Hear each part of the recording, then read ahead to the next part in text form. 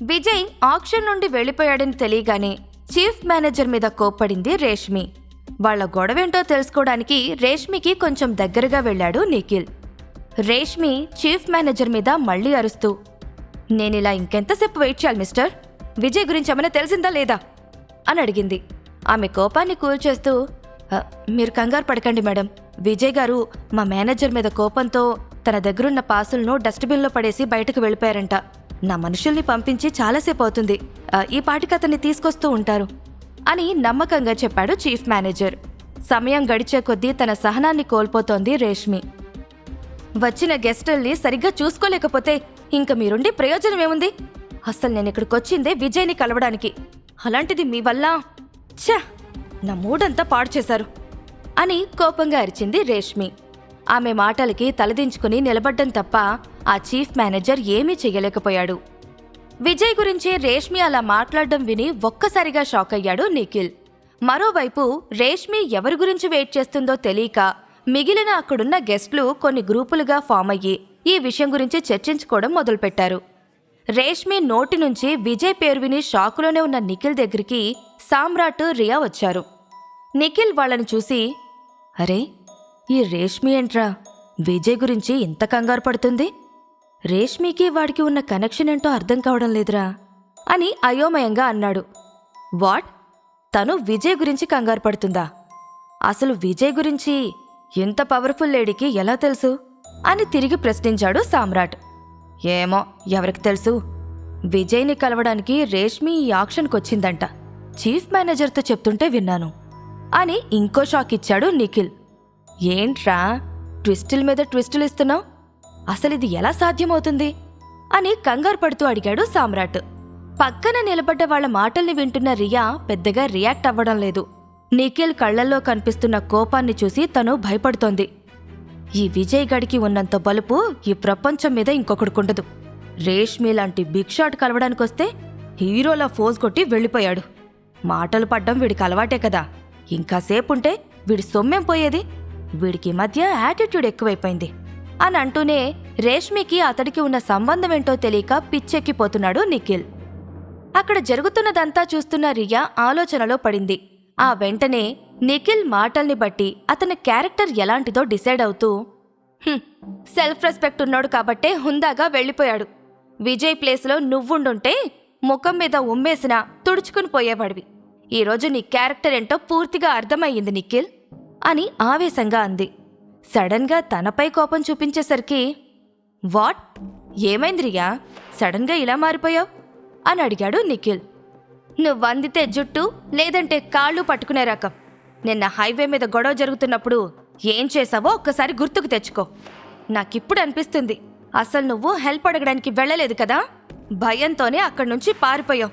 You are very very selfish Nikhil అని తన మనసులో ఉన్న ఫీలింగ్ని బయటపెట్టేసింది రియా.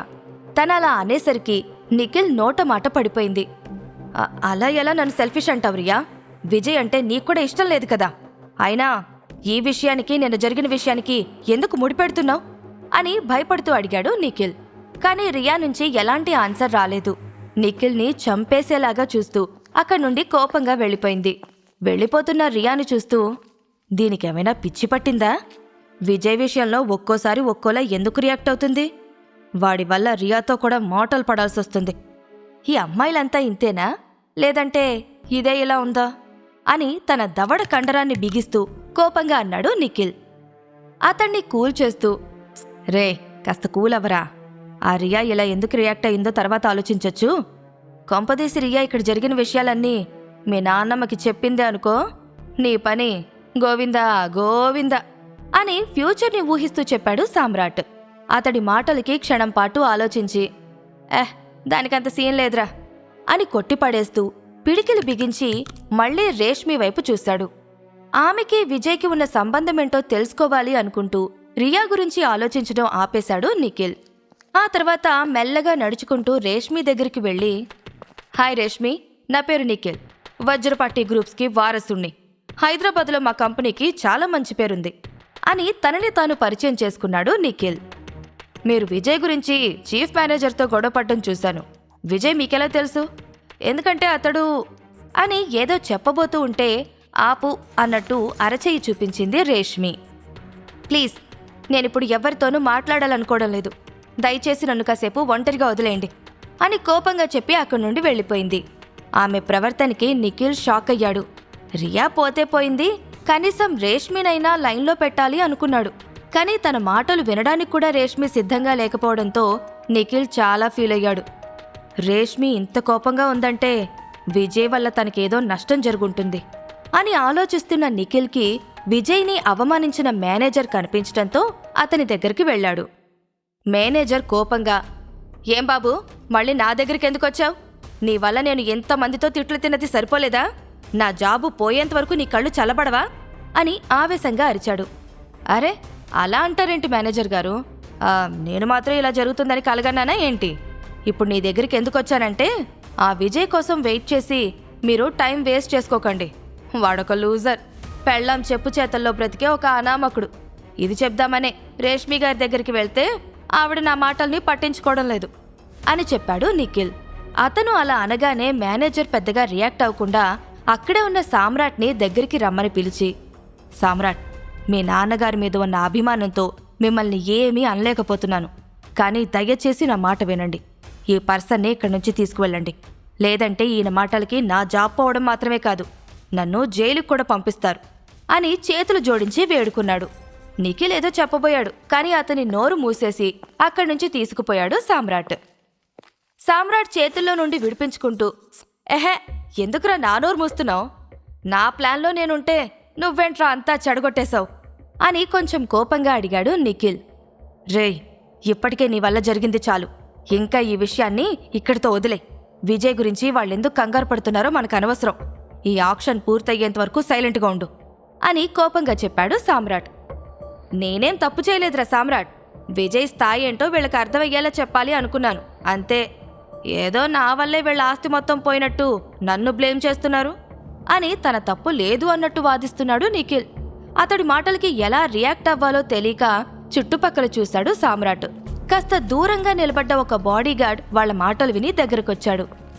మిమ్మల్ని చాలాసేపటి నుండి అబ్జర్వ్ చేస్తున్నాను. మా మేడంని ఎందుకు డిస్టర్బ్ చేస్తున్నారు? ఆవిడ్ని డిస్టర్బ్ చేయకుండా మర్యాదగా వెళ్ళి మీ సీట్లలో కూర్చోండి, లేదంటే పరిణామాలు చాలా తీవ్రంగా ఉంటాయి అని వార్నింగ్ టోన్లో చెప్పాడు బాడీగార్డ్. అతడి మాటలకి భయపడి నిఖిల్ని తీసుకుని అక్కడి నుండి వెళ్ళిపోయాడు సామ్రాట్. ఇన్ని తిట్లు తిన్న తర్వాత కూడా విజయ్ గురించి రేష్మి ఎందుకు కంగారు పడుతుందో నిఖిల్ తెలుసుకోలేకపోయాడు. ఈ విషయాలన్నీ గాయత్రీదేవికి తెలిస్తే ఆవిడ ఎలా రియాక్ట్ అవుతుందో ఊహించుకుంటూనే నిఖిల్ వెన్నులో వణుకు పుడుతుంది. భగవంతుడా, నానమ్మ నుండి నువ్వే నన్ను కాపాడాలి అని మనసులో దేవుణ్ణి మొక్కుకుని తన సీట్లో కూర్చున్నాడు నిఖిల్. మరోవైపు కారులో ఇంటికి బయలుదేరిన అనిల్ ఆక్షన్లో జరిగిన సంఘటనలను గుర్తుకు తెచ్చుకుంటూ బాధపడుతున్నాడు. ఒక పక్క డ్రైవ్ చేస్తూనే అనిల్ని అబ్జర్వ్ చేస్తున్నాడు విజయ్.